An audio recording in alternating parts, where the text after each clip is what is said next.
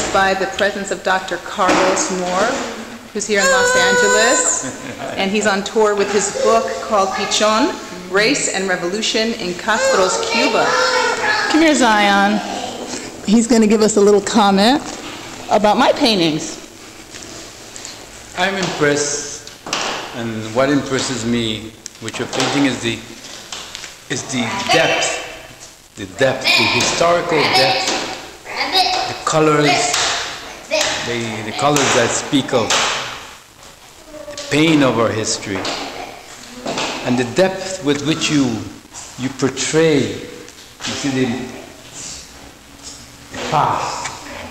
And something that I like is that not only there is the pain, but there's, in the eyes of those people who are suffering, you can see that there is a tomorrow. There's hope. You can see that in every one of your paintings. There's pain, very strong colors, but there's always hope. Those two paintings for me are really wonderful, and I love that one over there. I love that painting over there. And your wife is a painter as well. Yes, she is. She is a painter. Tell us her name. And my wife is Ayola Moore, Ayola Elise, and she's from Guadeloupe.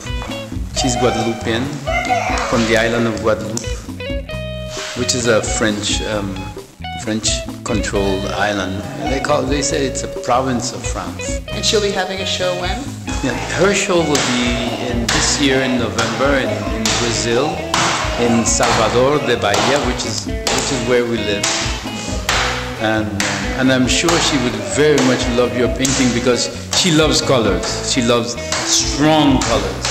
And your colors are very strong, very powerful. And I like your motifs because you're not afraid to put flowers in with pain and with slaves and everything. I love that, the way you have flowers, you have birds, and there's everything together. It's very, very, very powerful painting, very interesting painting. I like the fact that you're very, in French you would say osé, which means you're daring. You see, you're not afraid. Your painting is a painting which has nothing to do with fear. It's against fear.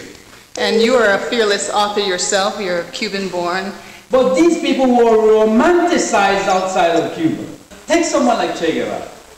Che Guevara, one of his statements, he's known the statement at the beginning of the revolution. He says, blacks have no history. Africans have no history. That's one of the statements that Che Guevara made in 1961, to which we took him to task on that. He retracted it afterwards.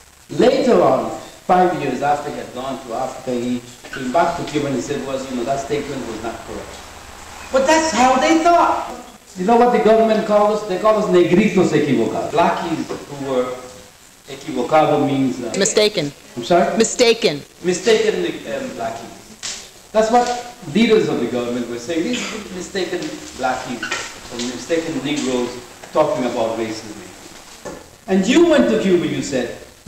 No, wait a minute. You went to Cuba.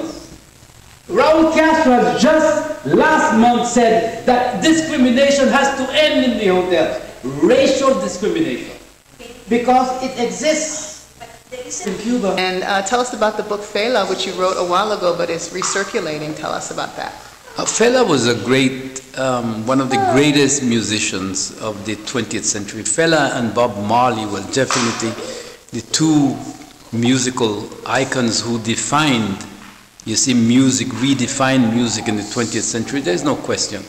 And I had the privilege of being a close friend and associate and even political ally of Fela Kuti, Fela Nicolas Kuti.